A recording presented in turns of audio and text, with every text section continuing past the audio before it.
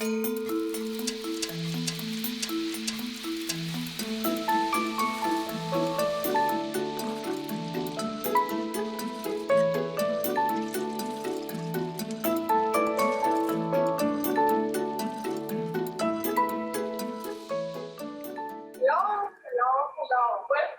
the third episode of Kitchen and Culture. It's nice to have you all. Thank you so much for tuning in today. My name is Sylvia. I am the co-founder and president of Korean Culture Society. We are a non-profit society whose purpose is to promote equity, diversity, and inclusion in our communities through education, through events, and through programs like this one, Kitchen and Culture. But before we go any further, I would like to make a land acknowledgement. I would like to acknowledge that we are in the territories of the Esquimalt and Southeast First Nations. Territories we gather, we raise our children, and we work. And now, I would like to introduce to you our feature chef for tonight. Her name is Daniela Pinto, and she's from Brazil. Everyone, good night. And here we have our host, Jimena Londoño. She's from Colombia. And together they will bring Brazil's flavors to your home. And I hope you have fun, okay? Enjoy. Thank you. Thank you, Sylvia. Hello and welcome. Thank you for joining us today. Welcome to Kitchen and Culture. This is going to be an exciting journey to Brazil. We're going to be learning how to make feijoada with our lovely cook, Daniela from Brazil. I feel very privileged to be your host. My name is Jimena Londoño and I am from Cali, Colombia. Without further ado, let's start. And well, Daniela, why don't you give us a little overview of all the ingredients that we're going to be using tonight? To everyone that is at home as well watching this recipe. I'm very privileged as well to be sharing a little bit of my culture with all of you. So tonight we'll be preparing feijoada, which is very traditional Brazilian food. It's pork and black bean stew. So for the recipe, what we have today, it's 300 grams, 150 grams of bacon chopped. So we have 1 large onion diced. And I have to unwrap here still, but we have also garlic minced. So I have 3 big heads of garlic minced. I have 450 grams of dry black beans that I left to soak since last night. So the beans are more soft. I have 3 cups of rice pre-washed here. So I have a bunch of kale cut in 1/4 inch slices. And for the first time, actually, I'm trying this kale. I found at the supermarket today a different type of kale. So I felt a little bit adventurous today to try this one here in Canada. So let's see how it goes. And we have 3 oranges as well for decoration, and 2 sausages cut in big pieces. So today I found at the supermarket the double smoked Croatian sausage and the country style sausage, and then I cut in different slices. So my audience know that I have different types of meat. And here I have pork chop. Pork ribs cut in single pieces, pork loin also cut in small pieces. And for seasoning, I have salt and pepper, and I also brought some cumin and bay leaves. And I will use some olive oil to prepare the rice and the kale. And for serving, I also brought some farofa, I brought some farofa, which this is actually come from Brazil. I know that it's not available in every place here in the this one I found in one supermarket here, and it's the one that I like. So go for that. In which supermarket, Brian? I found this one at Walmart. Walmart. Okay. Awesome. Can we start? Yes, let's start. Let's get started. Okay, so I'll start just adding the bacon here. What I want to do with the bacon is just to get the grease. So I'll fry this bacon here for a few minutes, let it get crispy, and I will remove the bacon out of the grease, and then I'll continue using the bacon grease to prepare. So all that grease that the bacon releases, we're gonna keep that for the cooking, right? Exactly. I will use the bacon grease to sear the pork meat. Feijoada is a very versatile dish. So the way that I'm teaching today is the way that I learned to make here in Canada for my kids. So I don't put too many spices on it, but at home, if our friends prefer to have more spices, they can also add different type of spices that they like. So the way that I'm doing here today, it's my own way to your own feijoada, and it was in a very easy way, so my kids could enjoy the way that they want, and I can add more hot sauce on mine. Can you talk a little bit more about the background of the feijoada? Absolutely. So the feijoada is it's traditionally from the slavery period. So it was a very common dish developed by the slaves. So back in that period, the colonizers, the owners of the farms, they had the porks, and they give to the slaves only the low quality parts of the pork, like the pork feet or the pork ear and tail, and they used to that part of the pork to make the black bean stew, and now became a very traditional dish in all Brazil. Every region in Brazil has a different recipe. Different recipe, exactly. People from Minas Gerais, they really enjoy spicy, so they add lots of peppers, different types of peppers. So the bacon is golden and crispy, so I'm just removing the bacon because I want like this afterwards for garnishing. And I will keep the bacon fat to continue cooking the onions and the garlic. Okay. So we'll reserve the bacon. Just grab a few little pieces at the bottom of the pot. Thank you. And it's so much easier to cook with friends, right? Oh, much nicer.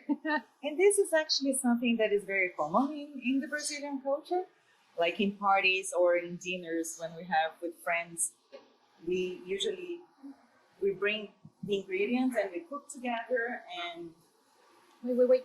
Hold it with that because it's really hot. we cook together and we wash the dishes together. So this is very common. And what I'm adding now, I will add half of this onion. The other half I'll save for the rice. So now I'll add a third of this garlic. Okay. So a third of the rest is going to go for the rice and the other third for the kale, right? Exactly. Okay. So the idea is to get the onions and the garlic golden, transparent, sort of? Correct. Just cook a little bit, and then I'll add the meat here to simmer. Okay. So now I'm adding the pork ribs and the pork loin.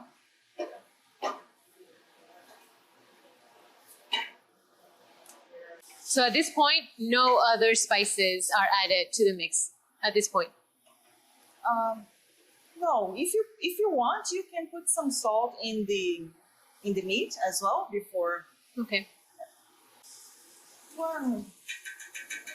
One tablespoon of cumin, and I'll add also like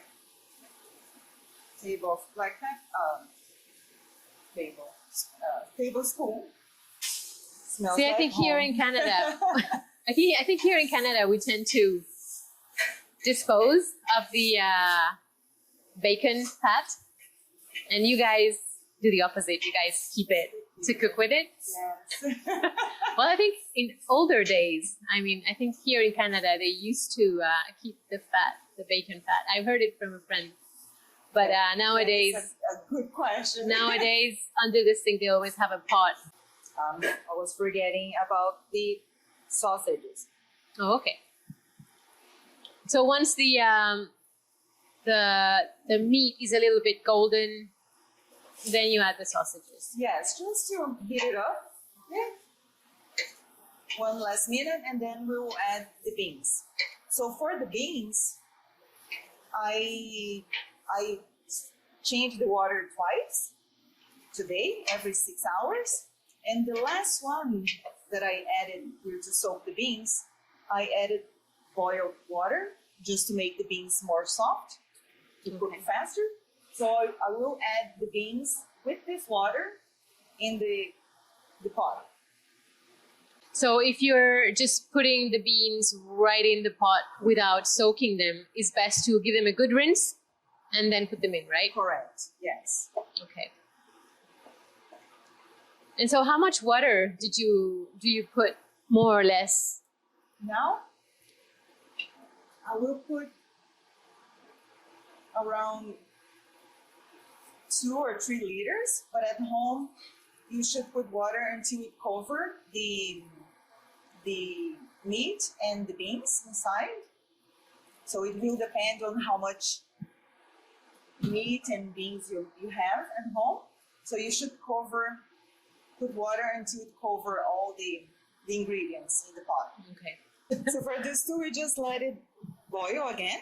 We can turn it up, just to speed up a little bit. And now we move to the rice. We'll start with olive oil, or if you have any other type of vegetable oil at home, that's okay as well. So I'm adding 3 or 4 tablespoons of olive oil. Let it heat a little bit. And I'll add the rest of the onions. So a third of the garlic goes in. Yes. I'm still saving some for the kale. The kale. It's so interesting how food connects you with your culture. So you learned to cook here when you moved to Canada. Yes. And the first time actually that I prepared feijão for my kids, because they were missing the Brazilian food. And I said, okay, I have to learn how to cook feijão. I called to my friend on Skype, and she was with me on the video teaching me how to prepare feijão. So it was a long journey since today. Have you gotten more into Brazilian cuisine, or do you just have a few Brazilian dishes that you go to and rather international cuisine that you cook on an everyday basis? Yeah, I am. Yes, I had to reconnect with food here and learn how to connect with food. And feijão, arroz e feijão is something that is very common. Sorry about that. But on other things that brings us memory of Brazil is brigadeiro. That every birthday party, my kids wants to have some brigadeiro made for them. It was one recipe that I started sharing with the schools Okay. when they were celebrating birthday parties there, and coxinhas as well, which is a kind of a samosa, but it's different. Okay, okay. Like an empanada sort of thing. It's like an empanada, but I don't know if the dough is the same. The dough is probably not the same. What Oh, is the dough that we use in Colombia is based, it's corn based. It's corn based, yeah. Yeah. So this one, coxinhas, I will add now the rice. So you previously rinsed the rice, right? Yes, twice. Okay. So rinse the rice twice, get the water, strain the water off, Yes. and give it a nice fry up with the onions and the garlic. Perfect. So yeah, so you tend to cook you have a few Brazilian meals that you cook now. Yeah, and it's super nice because the kids have those memories as well. So they kind of ask like, oh, I remember this, I remember quindim, and then for me it's like a challenge to try and learn how to make that recipe. So it became something fun within our family as well. Like, was something that I had to learn to enjoy, and I really enjoy cooking. And it was a way to keep connected with our culture. And I'll add the salt now. Okay, so just to recap for the rice, we fry the onion with the bacon fat. We let it golden just a tiny bit. Then we add the garlic. We let it fry a little bit as well. And once they're both nice and golden, we add the rice, which has been previously washed twice and strained. So now we're frying all of the ingredients together. And you can see back home, it gives a little color to the rice. Correct. It becomes nice and golden sort of thing. Correct.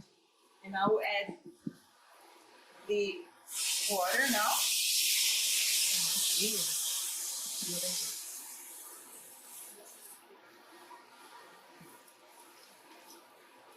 So the proportion is 2 cups of water for each cup of rice. Like the feijoada now will take at least half an hour, 40 minutes to boil. And we can start the kale. And I'll let you do that part. Perfect. Yes, that's what I'm here for. Okay. So let's use this one. I'll start just adding olive oil here. So 2, 3 tablespoons of olive oil. So let's see how this kale goes. So the other third of the garlic is now in the pan. Yeah, so what I'll do while you're preparing the garlic, I will just give a quick rinse in the kale. I'll put water here and turn the water because I want the kale moist. Oh, and I forgot this. I forgot to add the bay leaves. There's still time for that. Okay. Bay leaves. So I'm adding bay leaves to the feijoada. And the bay leaves, they are good as well to help digest the beans. Oh, that's good to know. Yeah, that's a good. I Wow. can't forget that. I also heard that it's if you have the opportunity to actually soak the beans overnight and change the water, that also helps for better digestion of the beans. Exactly. Yeah. So ideally, if you have time, you it might helps want to prefer soak them preparation and in the advance. digestion. Yeah. Yeah. Okay, so the garlic is nice and golden now. So I'll add the kale. Perfect.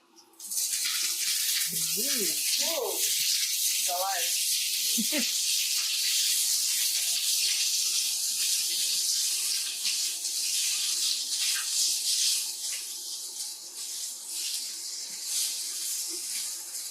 Okay. It's sticky? No, Hmm? not sticky. No. So the kale will, let's say that. It would probably like reduce. reduce, yeah. Yeah. So whenever you feel that I can put more Yep. those, Mm. and I'm curious if this kale is bitter or not, because one thing that I noticed here, probably it is a different species of kale. The kale we have in Brazil it's not bitter actually. Mm. So I was curious to see if this one will be less bitter than the regular curly ones that I found in the supermarkets. So the rice is cooking nice and slowly. Yes, Feijoada is boiling. yes. This is also cooking nice and slowly. And I can start. Oh, it's not cooking at all. Oh, no, No, we turned it off it was my fault. by accident. There you go. So we start peeling the oranges, and I want the oranges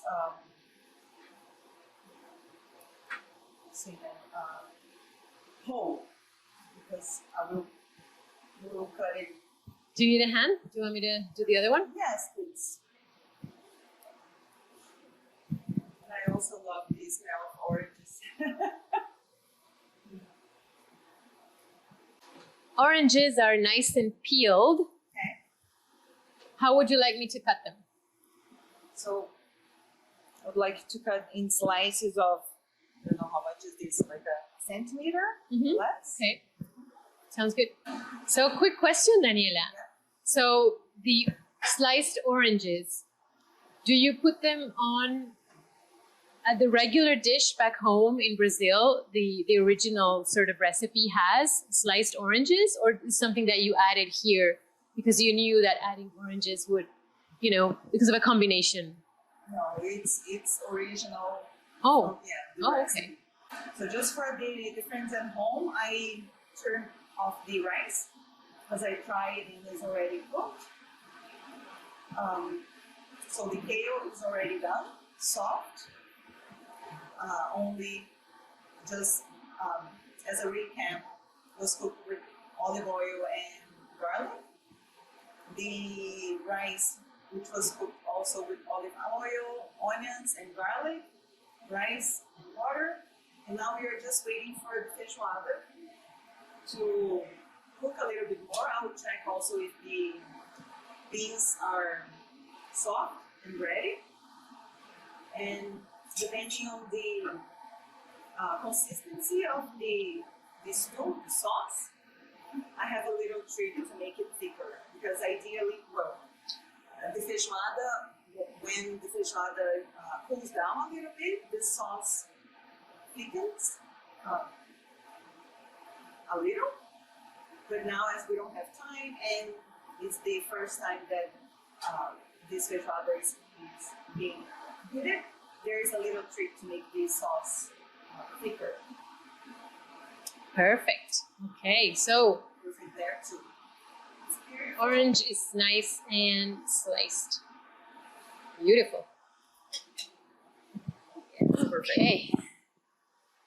And I'll start moving the food to prepare for serving.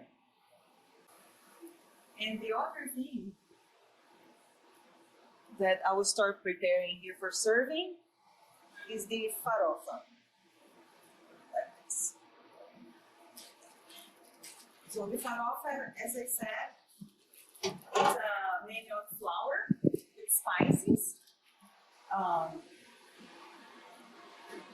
salt, pepper, nothing very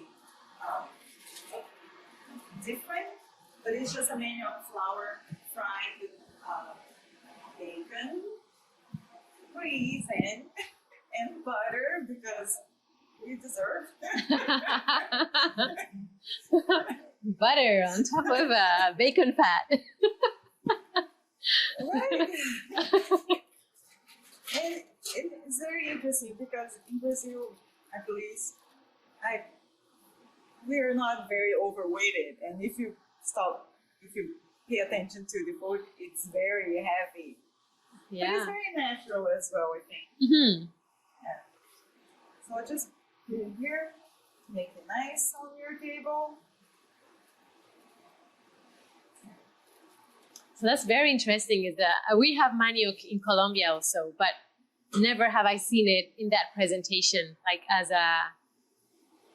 a powder, which has spices and you can just sprinkle on top of your food. Yeah, manioc actually has its origins in the indigenous tradition. So the Brazilian food has this mixture of black oranges from the colonization period, that the slaves were brought to Brazil by the Portuguese colonizers. And then there was all the miscegenation with the indigenous population, and all those cultures ended up mixing and mixturing in the food and the way that we look and the way that we behave. Mhm. So it's a big mixture of the European, the African, and the indigenous cultures all together. We used to say that, so the farofa, I just want to show more or less how the farofa is. So as Daniela said, it's just a very soft pounder, manioc pounder, that we use as a side dish. So feijoada, it's a type of dish that you make for your friends and for a weekend meal, that it takes time to cook, but it's also a big chunk of serving. So it's nice to have friends and family together with you, that you can enjoy a nice meal and a nice time together. And it's also a heavy food because of the meat and beans. So it makes you relax afterwards. And Nice. it's very conducive for a nap afterwards. Oh So, yes, beans are always hard to digest and always a good introduction for a siesta.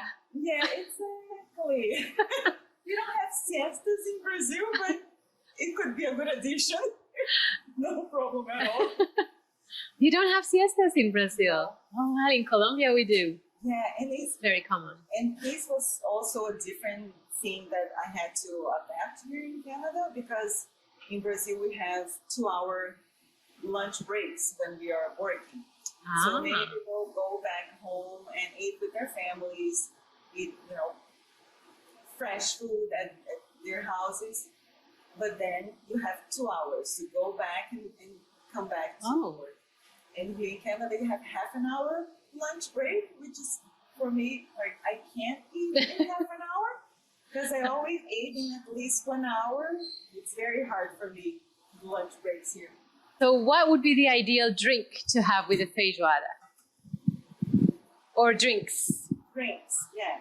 So Depending. as I said, feijoada is a weekend meal that you are with your friends and family. So it's very common to drink with beer, to eat with beer, and caipirinhas as well, which is a Brazilian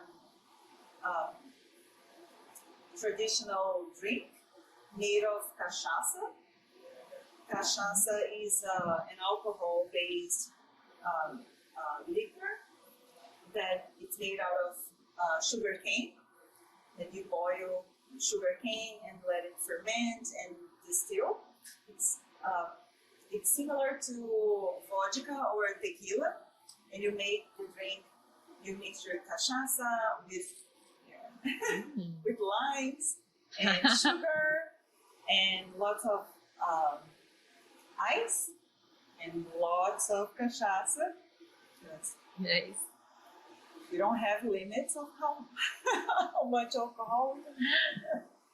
In Colombia, we also have a lot of fruit juices, like natural fruit juices that we usually have for lunch or for dinner. I'm guessing in Brazil it would be the same. pretty It's the much. same, yeah. Lots of fresh fruits like orange juice, freshly squeezed, and it's very common. And also more not exotic, but more traditional fruits from the Amazon like caju or graviola, açaí. So you have different indigenous from the Amazon types of fruits as well that are delicious. So I think that the stew here is still too liquid for my opinion. You Oh, just yes. Try one of the beans and see if it's cooked enough. It's hard. Okay, so we're going to share a secret with our audience. If your stew is too liquid and you want it a bit thicker, so the secret is to grab a few spoonfuls of the beans and smash them and put them back in the pot. Yeah. So you get a nice thicker consistency. So I'll ask for your help to do this. Okay, so let's remove a few beans. Yeah, it is very liquidy. As the bean also gets colder, it will start to thicken as well. So this bean could be. So the reason why we put the meat out is so we can reach out for the beans, so we can smash them. Exactly. It's no particular reason. I mean, Yeah. it just makes it easier for us to reach the beans. It was impossible to reach the beans with the meat With there. the meat, yeah. So we're just making a puree. Okay. Beans. Nice puree, bean puree. Just this is the only reason to do this is because we want to thicken the sauce. Yeah. So if you guys leave the stew boiling for longer and simmer, it will just become thicker automatically. Correct. You won't have to do this. It's just because we don't have the time to have it simmer. Correct. Just wanna do And it it's quick. a tip if you want, like for example, in Brazil we say if a surprise guest arrive and you just have to add more water to the beans to be able to serve to that other person as well. So you add more water to the beans, prepare more rice, and do the trick. Perfect. While we're finishing this Oh, the transferring rice. of the rice, I'm letting the feijoada to continue boiling. So the sauce continues thickening and it will be delicious. Like back in Brazil, I used to work for United Nations, and I keep saying that here I live United Nations. It's a completely different experience because you are living with people from all around the world, and I have Israeli and Iranian friends that spend Christmas together eating pork chops. So, so you can not stretch, but you can try different things here in Canada. And I find this fascinating. Okay, so rice is Perfect. ready. So I will prepare one plate here to show you how we present the feijoada. So we started with a portion of rice. I will add a bit of kale.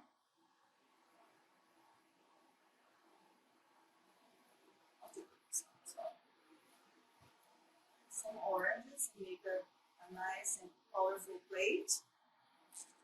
Some pork chop, some pork ribs, sausages, and then you know that we have two different types here. So make sure that you put Lovely. different ones. And the pork loin. Do you want me to reach down for some Yes, beans? please. Get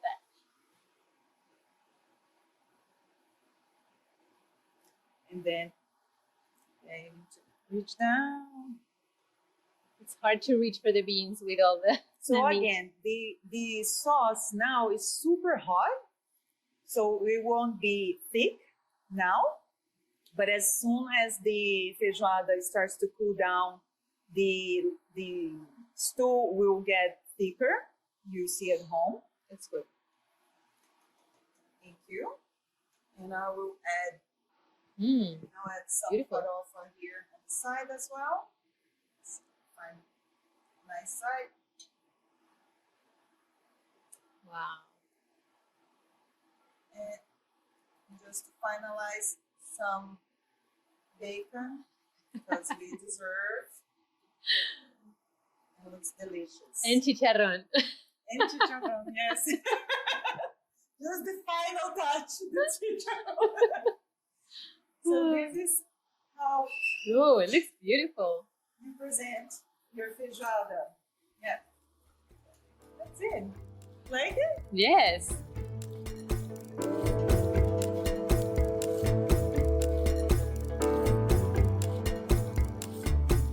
Welcome again. I hope you guys are enjoying this beautiful feijoada. We're gonna hold on to our horses. We're gonna have it after the interview. So right now, it's the interesting part of this show.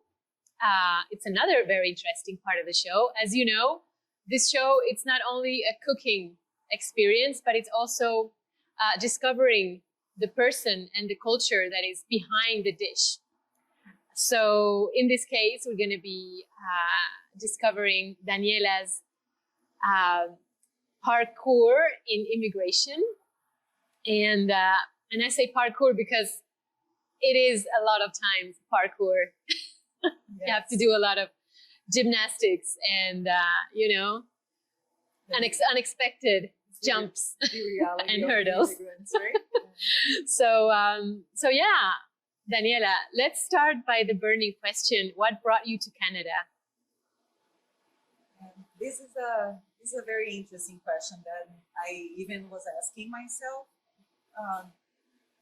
because I was participating in this show and I was watching the other chefs talking about their journey as well.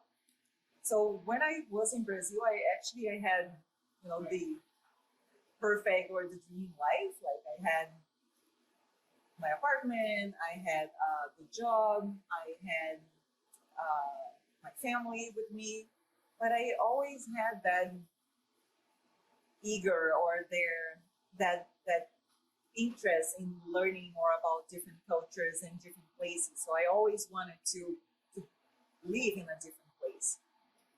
And coincidentally, I worked for the Canadian Embassy in Brazil as a consultant for 2 years. And I really got connected with the values and the ideas of the Canadian way of life that I was advocating back in my country. And I thought that would be an amazing place to raise my kids, for them to be living and to be experiencing that culture and that value from that early age.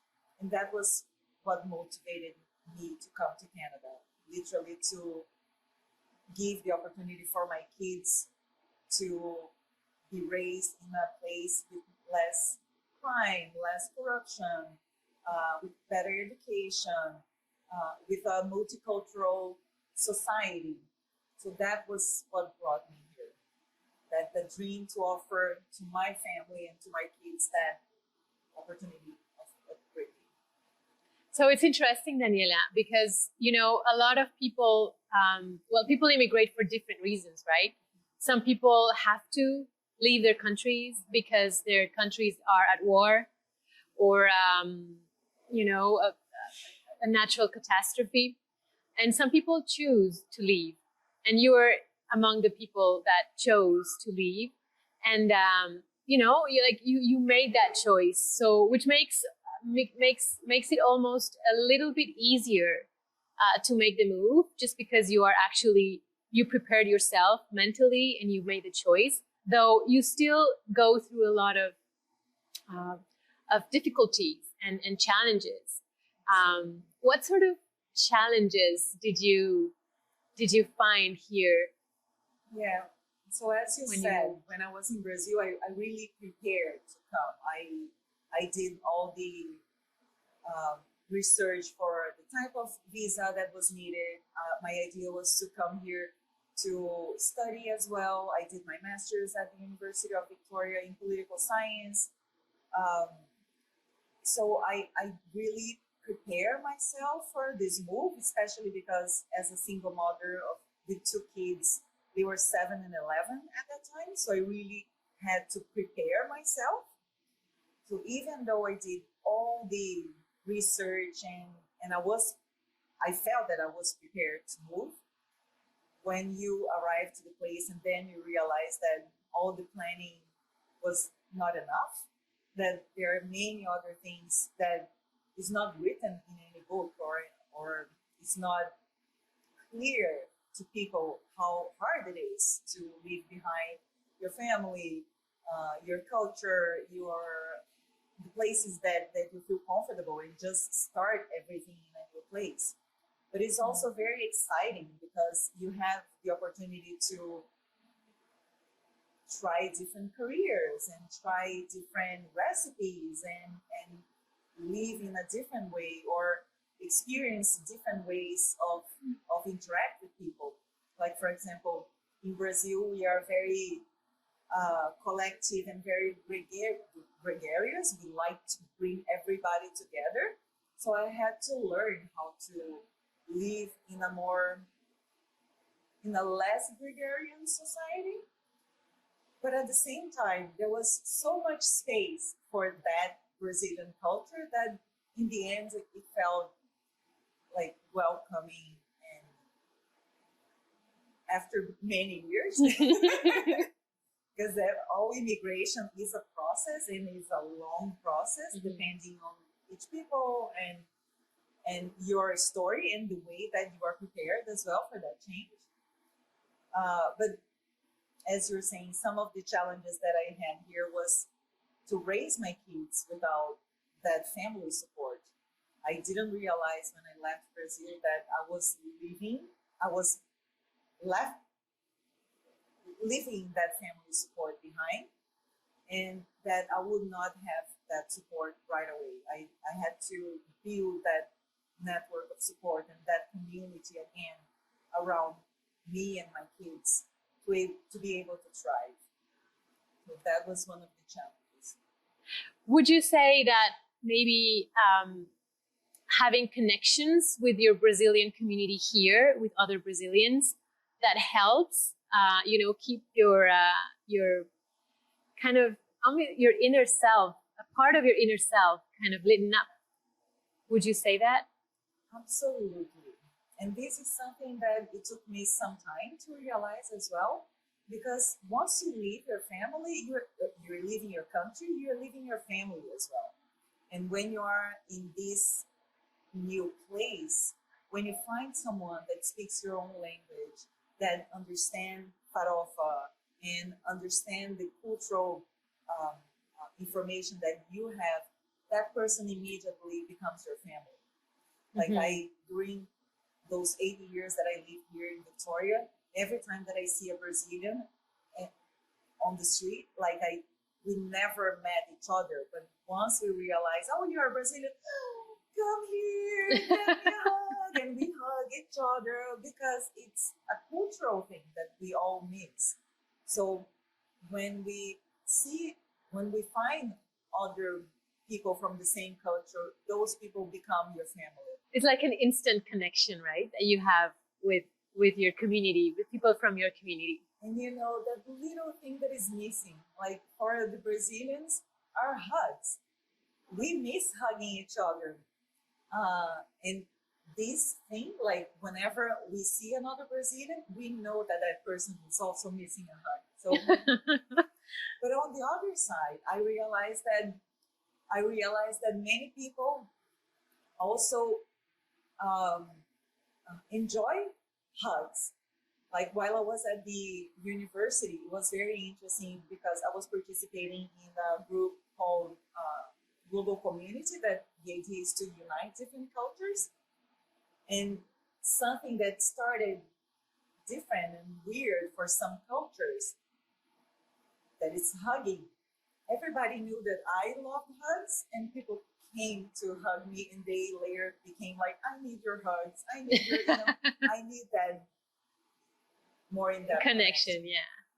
Connection. Okay, we have a question. I have heard that Canadians can appear quite cold to some immigrants. What do you think about this? That's a very good question, actually. It's just different. And it's the same way that if you go, I don't know, to Japan or to England or to, I don't know, South Africa, it's going to be different because the place itself and the history itself of the place, is different. So in Brazil, we things that I learned about my own culture being outside is that the Brazilian culture is very gregarious, is very tolerant as well. Like even regarding time, that we don't have the same relationship with time that Canadians have. Like for example, we don't feel that is a bad thing to be 10 minutes late for a birthday party because it's just a party. And but here is the opposite. Like and I understand because the system and the way that the things work here is a different way that works in Brazil. Like when you rent a place, you have 2 hours to have the party.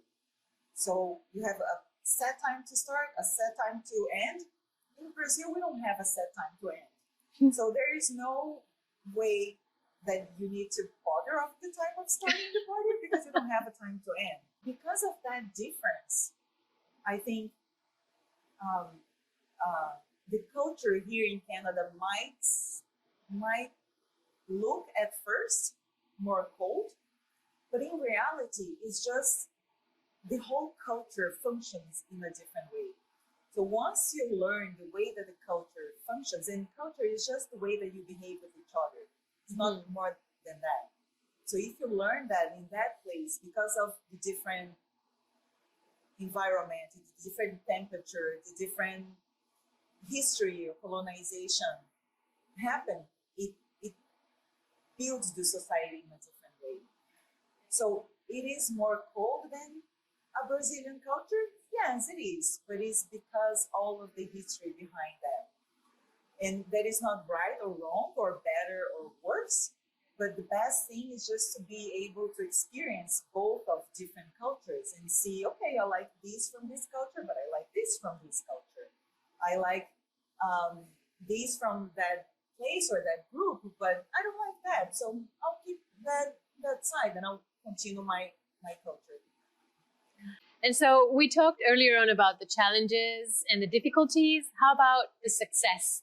How about what do you appreciate most about your integration or in Victoria? Or what would you appreciate more about the culture here? Yeah, and this is actually a very interesting question because as an immigrant, while I was back in Brazil, I had a completely different idea of what success means. Like I had a goal in my mind. Okay, I'm going to Canada. I'll do my master's degree. I will raise my kids there. I'll get a good job and I'll get rich. All those dreams that we have when we are living. At least I had when I was leaving my country. But the reality is completely different. Like you literally have to start from scratch. And my idea of success also changed a lot throughout the process. Like if you stop and think all my goals that I had back in Brazil when I decided to move, I kind of achieved those goals, but it's not where I want to be. Like I changed completely as well during the process. So my idea of success completely changed. So despite that I have reached my goals, success for me today is really just having a calm day, just being able to cook for my friends, just be able to enjoy some time with my family and with my partner, and be simple, enjoy one day at a time. So this is what success is for me, and I managed to achieve this year. Just having a more simple life. My idea of success changed, and also that idea of what fulfills my heart changed. So some of the random or traditional success. Yes, I finished my master's degree. I managed to do that. I'm raising my kids by myself in a different country without my family, having to work, study, and cook for them all the time. That is I consider a huge success for myself, because I never thought that I would be able to do that. It's a success. So it's just a different way of considering success. Yes, indeed. And so we have a question about religion. Could you tell us a bit more about the role of religion in Brazil, and what sort of religions are practiced? Absolutely, yes. So the role of religion is very important in Brazil. Part of the colonization was also based on the Catholic religion. You have lots of churches, and from the surveys in Brazil, the majority of the population is still considered themselves Catholic. So you have, from one side, all these celebrations and the cultural days that are enjoyed from the Catholic Church in Brazil. So Christmas, Carnival, Easter, and São João, that is a very popular celebration in Brazil as well. They're all connected to the Catholic Church. But we also have more African religions, as the Umbanda, that is very practiced on the northeast of the country. Okay. And now we have a big wave of evangelicals as well. So it's becoming a more flexible and inter-religious place as well, which is always adds more for the culture. So now that we're talking about your things, that you connected with when you were growing up in Brazil, how about you tell us a little bit about your growing up experience in Brazil? Absolutely. So my family is a military family. My dad is a retired pilot from the Air Force. So we had to move every 2-4 years to different countries. So I never managed to create deep connections with people, because we had always to move. But on the other side, it taught me how to be flexible and to be adaptable, because I knew that in 2 or 3 years we had to restart everything again from scratch in a different city. So it gave me that flexibility and curiosity for different stuff. So maybe that is also connected why I came to Canada, because I still have that curiosity. Like I'm living here in Victoria, but I'm curious to see the rest of the Canada. I feel that I never experienced snow the way that is really Canada, or at least the way that my family thinks that we have snow here in Victoria. But I'm still curious to know more about other places and other cultures here in Canada. I'm sure that there are different cultures in different places of Canada as well. And so it's interesting, because when you grew up and you were raised in Brazil, I know you're raising your kids as a Brazilian mom in Canada. And so how do you bring that Brazilianness into the house? How do you is it important for you that your kids are connected to your culture, to the Brazilian culture? Absolutely. It is very important for me because it's the connection with the Brazilian culture is also the connection with my family back in Brazil. So every time that we travel to Brazil, it's important for my kids to know the language and to be able to speak Portuguese properly, to understand their grandparents and their cousins, for example. So to maintain the Brazilian culture at my place, I try to speak with them in Portuguese at home, so they don't lose the language. Other things that I do, cooking, I had to learn how to cook Brazilian food, so they are still connected with the culture. And those little things like bringing a different fabric to put on your table as a tablecloth, or bringing different decorations things.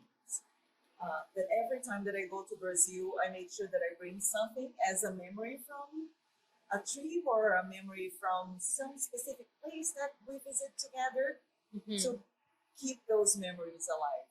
So this is something that is very dear to my heart, to maintain that connection with my country, but also bringing some of the good things, cherry picking the good things from the Canadian culture that adds to my Brazilian culture. So it makes something even better. Okay, so with this, we're going to say goodbye to our friends back home. And I want to thank you, Daniela, very much for being part of this inspiring initiative from Culea Culture, and for being part of our journey and sharing your journey, your cultural and culinary journey with us. Thank you very much. We appreciate that. And I would also like to thank the board of directors of the Culea Culture Society, and particularly Paul and Denise. They're always giving a hand, helping out. Thank you very much. Silvia Mange, president, also extremely involved in the community. So thank you very much for making this initiative a reality. We would like to thank also our funders and our community partners. We have Vancity, we have Shaw TV with Shaw Spotlight, the Community Kitchen of the Victoria Market, and Here Magazine.